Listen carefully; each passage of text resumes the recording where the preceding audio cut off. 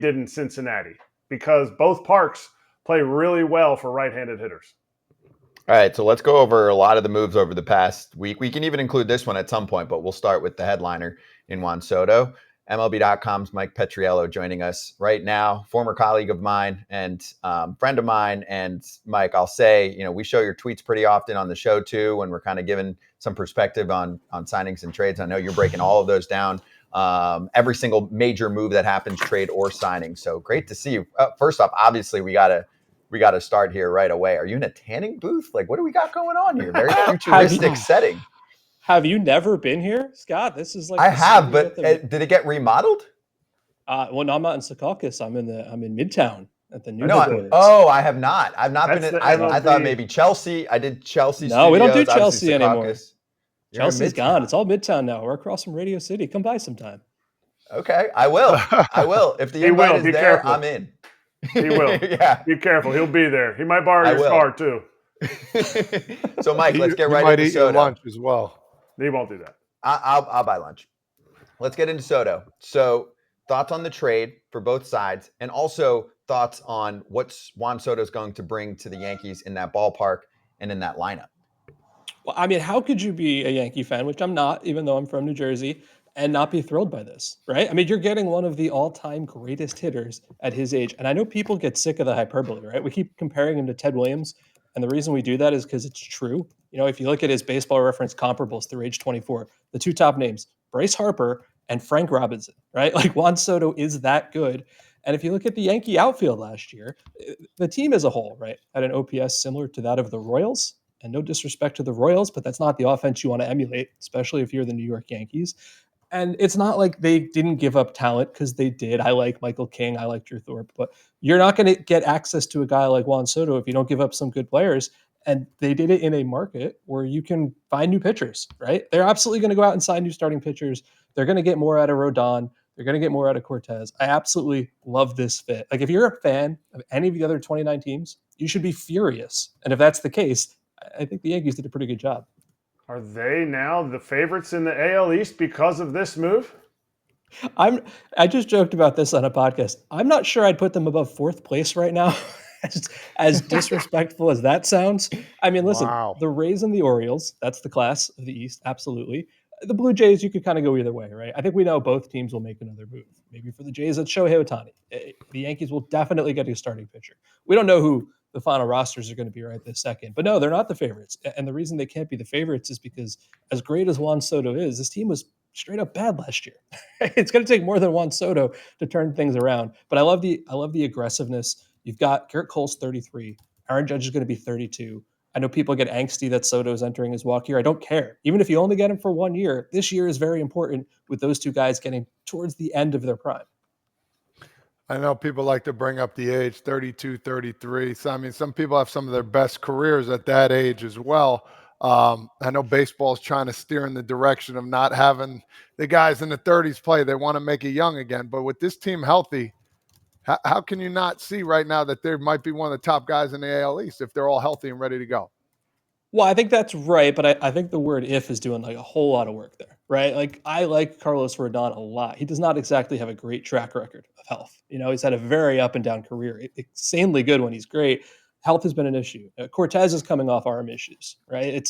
It's hard to look at those guys, and especially Stanton, where even the GM of the team is expecting him to get injured, and say, well, these guys are all going to be healthy, because it's an older team. You've got DJ LeMahieu, who's not a young player anymore. He's had some injuries. Even the young guys, Jason Dominguez is out with a major injury. Anthony Rizzo missed a lot of time last year with injuries. So there's a lot of talent there, no doubt about that. There's a lot of big names, but I'm not sure that there's a ton of guys I look at on the team and say, I'm very confident that they will be both healthy and productive, right? Maybe Soto. Soto might be the only guy I would say that about right now.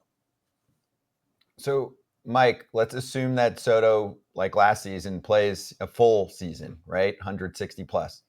How many homers? Can you set a mark for us of what you'd project? I mean, Mr. Statcast as well. What are we thinking about Yankee Stadium? And there are many casual fans that are like, right field, it's over. He's hitting 55. 32. That's where I'm going. And I know that's going to shock people because it's fewer than he just had. But you look at the kind of hitter he is, right? He's an elite all fields hitter. He's not this dead pull hitter kind of guy. You look at when he put the ball in the air last year, line drives and fly balls, 25% pull rate. He loves to go opposite field. He loves to go the left field power alley, which I think is something that people love about him. He's hard to defend against. And I think what's going to happen is he's not going to gain a ton from the short porch in right field. And some of those balls that flew out last year to left center aren't going to get out in Yankee Stadium because left field is big. I want to make it clear. It doesn't mean I think it's a bad fit. I think he's going to do great there. I think he's going to do wonderful there. But it's not a great park to hit in for lefties. I know that sounds nuts because of the short porch, but because the right field is so small, right fielders play shallower there against lefties than anywhere else. It's the hardest park in baseball for lefties to hit doubles and triples in. So you get the home runs, sure, but there's a cost to it. And so I think he's going to do great. I don't see 45, 50, 55 home runs just because he moved to the Bronx like everybody wants. Thank you so much. I've been preaching this forever. Unless you're a Anthony Rizzo type of on the dish pull, he's the guy that's going to get some home runs down the line. But even a monster like that, when you hit it down the line, Todd can tell you, it's going deep sauce. You don't need it short.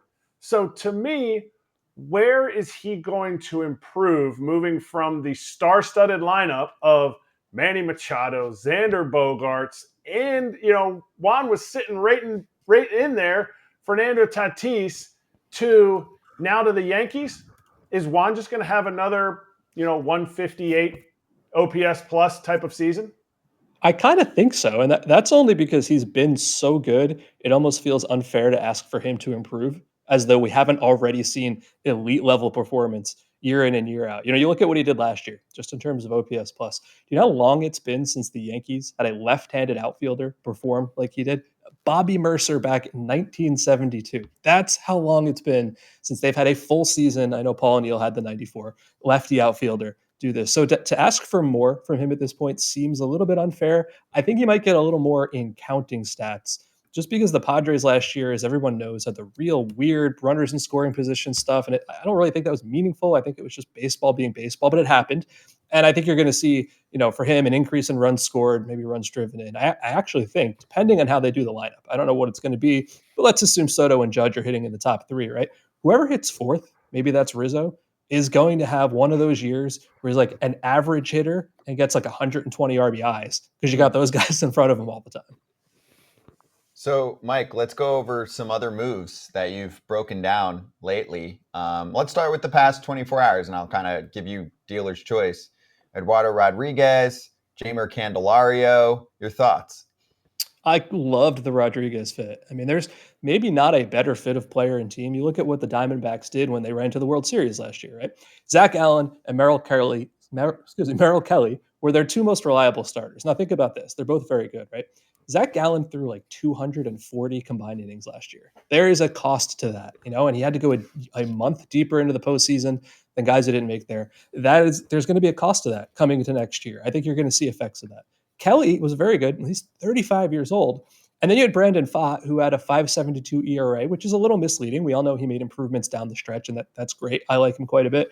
They could not cobble together a starting rotation. How do you end up with openers in the LCS and the World Series? It's not some galaxy brain new age way of thinking. It's because they literally did not have starting pitchers to use. There was no one they could have used there because guys like Madison Bumgarner weren't there anymore. So he's going to move the needle, I think, in Arizona a lot more than he would in a place that had a very deep starting rotation because the urgency there was so important.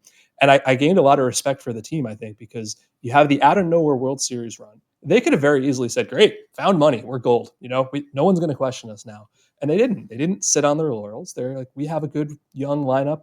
We don't have enough starting pitching. We're going to go out and get a very good one for what I have to say was a shockingly reasonable cost. I thought he'd get more than that. And that he didn't, I can't imagine makes Jordan Montgomery very happy. You talk about starting pitching. I want to go to Yamamoto. I feel like this guy is, if Shohei is still not going to sign here soon, he's the next big thing coming. Have you heard anything about teams making move? We know about the bunch of teams that want him, but is there any team that's a little higher than others right now? I mean, I think about the Yankees and all the prestigious Japanese pitchers they have. Do they have the upper hand right here? I don't know if I'd say the upper hand. I know everybody wants to go Yamamoto, right? And I totally get why. But I'm struggling to remember the last time we had a real New York bidding war in this sense, right? Because we know the Yankees want him. We know the Mets want him. And I think the Mets are a little more desperate because they haven't really done anything yet, whereas the Yankees obviously have. But it's not just those two. It's if you think of the, let's say, 6 or so quote unquote jewel franchises, the biggest spenders, the biggest markets, right? Dodgers, Giants, Cubs, the New York teams, the Red Sox. I think all of those teams want to be on him and a couple more. And so I think he is going to get that market pushed up, I don't know, 250 million more, closer to 300 million. Because I think what people maybe underestimate about him is it's not just the skill. The skill is obvious, right? It's very effective pitcher. It's the youth. He's going to be 25 years old. So you could go give him a 10-year contract and it only goes up to 35, which is not unreasonable. It's hugely different than giving a 31-year-old a 10-year contract where you know the back end's going to age poorly. I think people are going to be absolutely stunned by how much he gets. And I sort of think that if the Mets decide that they're going to give it to him, nobody's going to top them. So let's go to the trade market.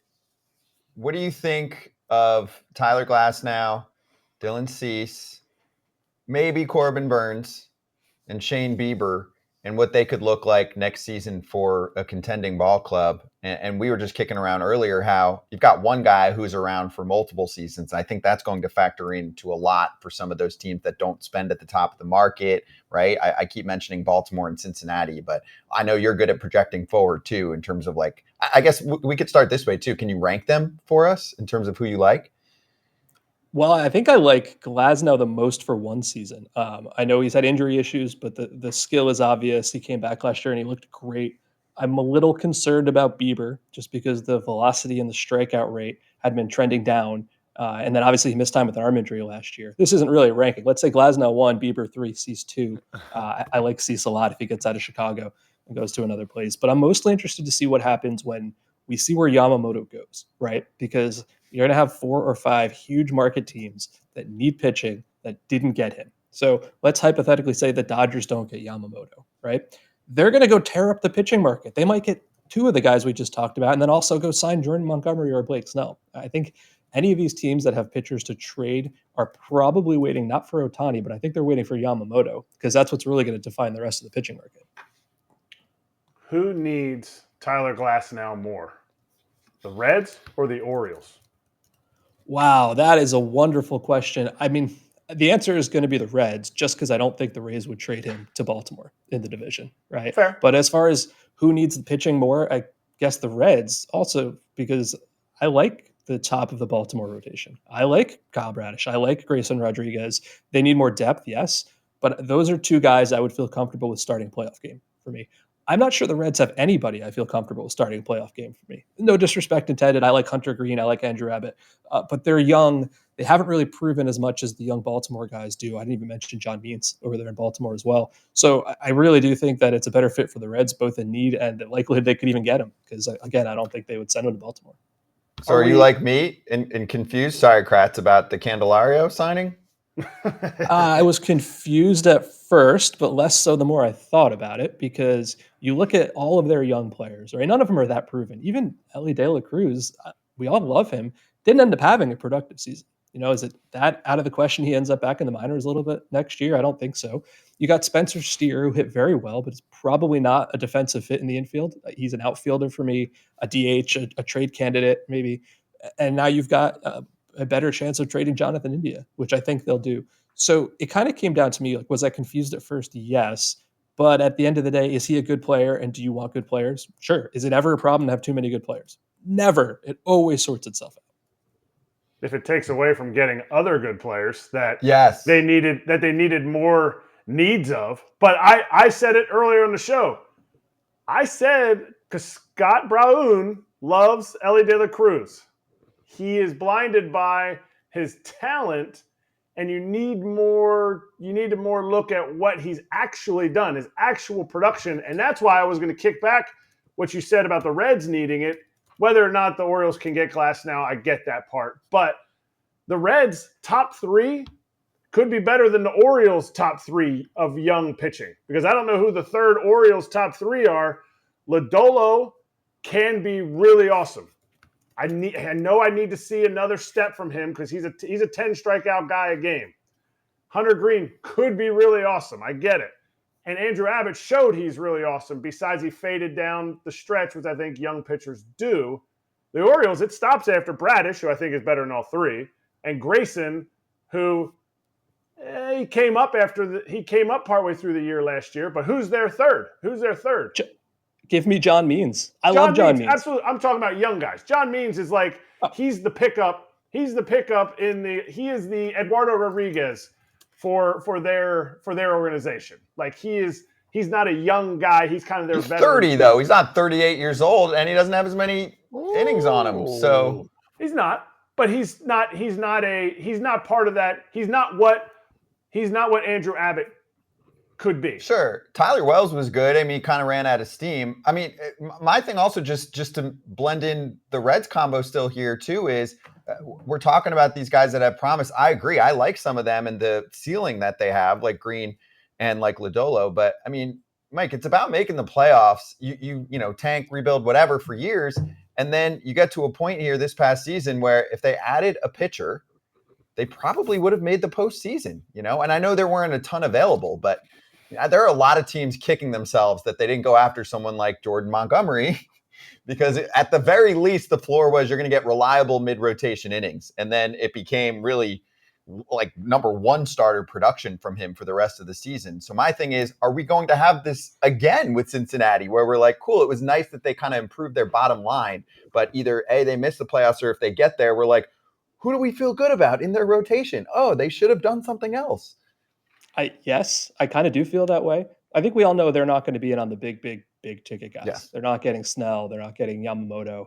Could they trade some infielders for a Cease? Yes, sure. But they're not going to be the only team in on that. And if Dylan Cease is your ace, I like Dylan Cease a lot, but he's probably not the ace of a playoff team after last year until he proves otherwise. So I do think there's going to be a big disconnect between how good we want the Reds to be and how good I actually project them to be until we see a lot of improvement in their starting pitching. Couldn't agree more. Okay. Who's your favorite free agent? And keep the money relative. So obviously just saying like Ohtani or Yamamoto, we'll wipe them off the board.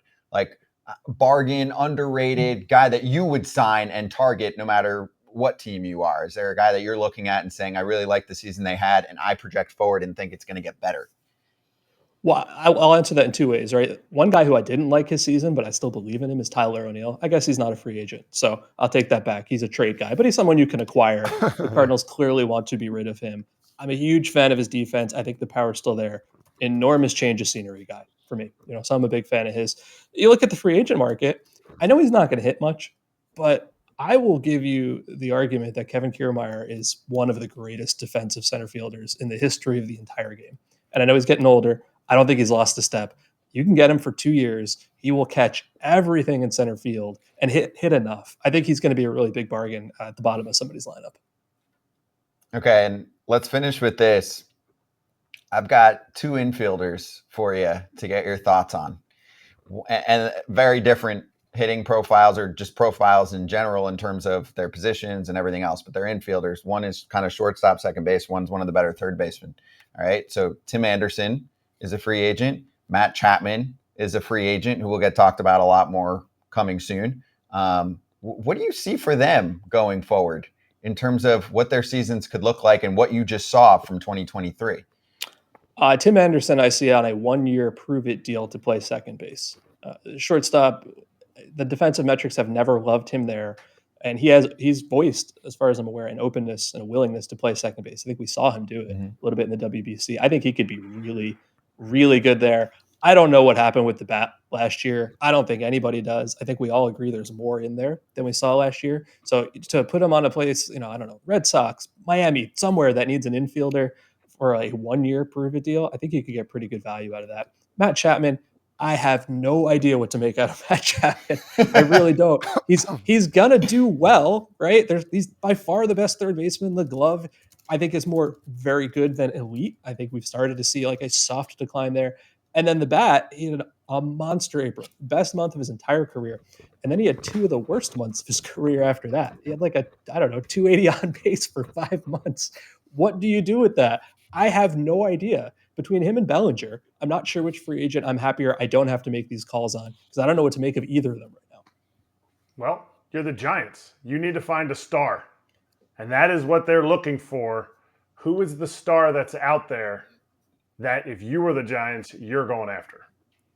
Bellinger, probably, because I don't think they're going to Oh, get Yamamoto. I don't think they're going to get Ohtani. They need a center fielder. They're running out of options. Who's it going to be? Is Chapman that star? I'm not sure that he is. I don't think they're going to sign Blake Snell. I think when they don't get any of the big stars again, it's going to have to be Cody Bellinger. you said you were basically just talking out of both sides of your mouth. Like you were like, Yeah. I don't know that I'm getting Cody Bellinger. Yeah. Like, does that hurt Absolutely to say true. that? Is he the star? Is he the one that'll turn the Giants org around? No, but I don't think that guy exists. And I think that's the problem right now. You can only go with the guys who are available. If Yamamoto, yes, right? I don't think they're going to get Yamamoto. Aside from him, who is that guy? I don't think they get Ohtani. That guy may not exist, and that's the sad truth of it. And they desperately need to do something. And that's even from a business perspective, in addition to what's on the field, right? Like there were a lot of complaints from fans.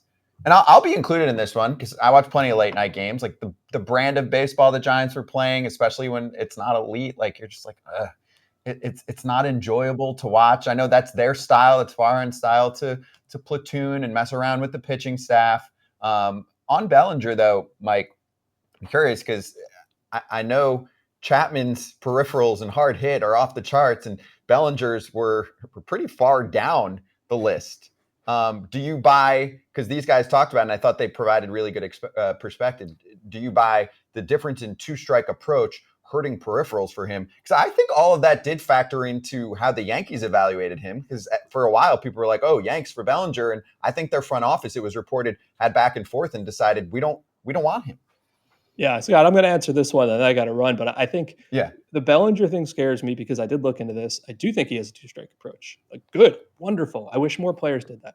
But when you look at every part of his game before two strikes, it didn't stand out as much. It's not just that the two-strike approach hurt his exit velocity and all that, because he wasn't really doing it before two strikes.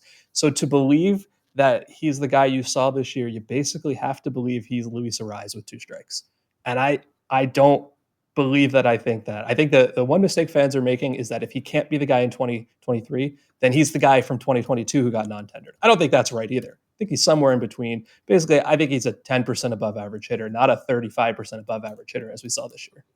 Wow. Okay. Good call. Mike, appreciate you, man. Go get after it. We'll talk to you soon. Thanks a lot, guys. Thank you.